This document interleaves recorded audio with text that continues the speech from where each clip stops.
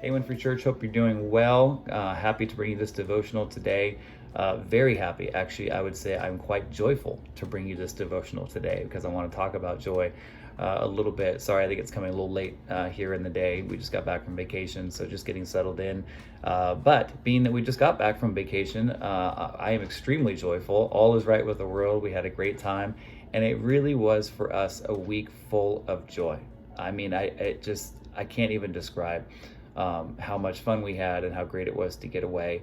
And for me, the best part was just seeing my daughter, Serenity, my 6-year-old, in the waves out there at the beach. You know, in California, where we come from, the ocean's a little different out there. The waves are menacing and punishing, and the water is cold, and it's just a different environment. And so it was just so great to be out here and just be in the water every single day, to see her, you know, conquering the waves and diving in them and having a great time.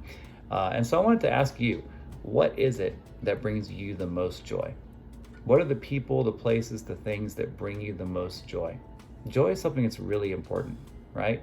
And I want to hopefully maybe encourage you to add something to that list today. Actually, to add someone to that list of what makes you joyful today. And he may already be on it, but Jesus.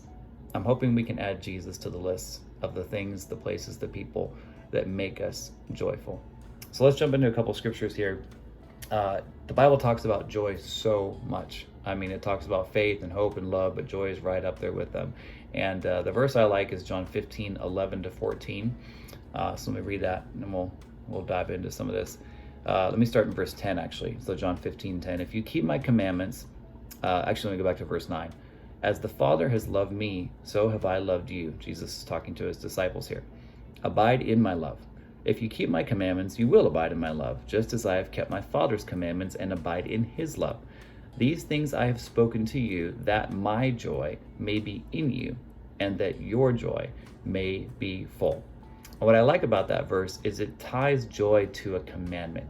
It says if we abide in, Jesus is abiding in the Father, and if we abide in Jesus and we keep his commandments and abide in his love, then his joy will be in us and our joy will be full. And so it doesn't make it something that is optional. It makes, this is what Jesus is commanding his disciples. He's saying, this is the process. Abide in me, abide in my love, keep my commandments, and my joy will be in you. And I think it's really something that's an imperative that God says to us, I need you to have this. You know, some of you know me as the contemporary worship, leader there at the church, if you're in that service. And so you see me every Sunday morning, and I'm the crazy one up there at 11 o'clock, just trying to get you to clap your hands and move around a little bit, and express your worship in some way that maybe you don't want to sometimes. But the reason I do that is because joy is so important. And when we're in that environment, especially, I think God really loves to see his children with joy on their faces. And we all express that differently, but sometimes I think he loves to know that his children are experiencing joy, especially in this world that we live in, and especially in today's world. It's something that's really important to God. So I think that verse kind of makes it really clear. The other verses I wanted to look at here are James 1:2, Galatians 5:22, a couple others. And I like these verses because they also talk about joy in kind of an unequivocal way. It says, this is something that we need to have and we need to seek after. So James 1:2 says, count it all, or count it pure joy, my brothers and sisters, whenever you face trials of many kinds. And he goes on to say, because the reason is that your faith is being perfected. So count it all joy when you face trials. Galatians 5:22, the fruit of the Spirit is love, it's joy. Nehemiah 8:10, do not grieve, for the joy of the Lord is your strength. And I like that verse because, and it ties into the next one here, but it tells me that I don't have to drum up my own joy. And I think I talked about that when I was talking about faith a couple weeks ago. I don't have to drum up my own faith. I don't have to drum up my own hope. I don't have to kind of pull myself up by the bootstraps and muster up some joy or some, maybe even fake happiness just because I'm supposed to be a joyful Christian. This verse says that the joy of the Lord is my strength. It's Jesus's joy. It's Jesus's faith. It's Jesus's hope. It's everything that Jesus knows, and everything he is, his connection to the Father. And that's what John 15 says. If you abide in me as I'm abiding in the Father, then you'll be in my love and your joy will be full. And that's really important for us because especially in times like this, it can be very stressful almost when we think about having joy or having faith. It's like, how am I supposed to I'm supposed to just wake up one day when everything is crashing around me and just have joy? Like, am I supposed to fake it? What am I supposed to do? And those are honest and real questions. But I think, a verse like that really helps us answer that question. No, it's not me trying to drum up some fake joy from a place where I really don't have it. But it is me abiding in the person who is joy himself and taking on his joy as a part of my life as I abide in him. The joy of the Lord is my strength. And this ties right into that. Hebrews 12, 1-2. This is actually how we know that Jesus has a joy that we can have in us. It says, let us run with perseverance the race marked out for us, fixing our eyes on Jesus, the pioneer and the perfecter of our faith.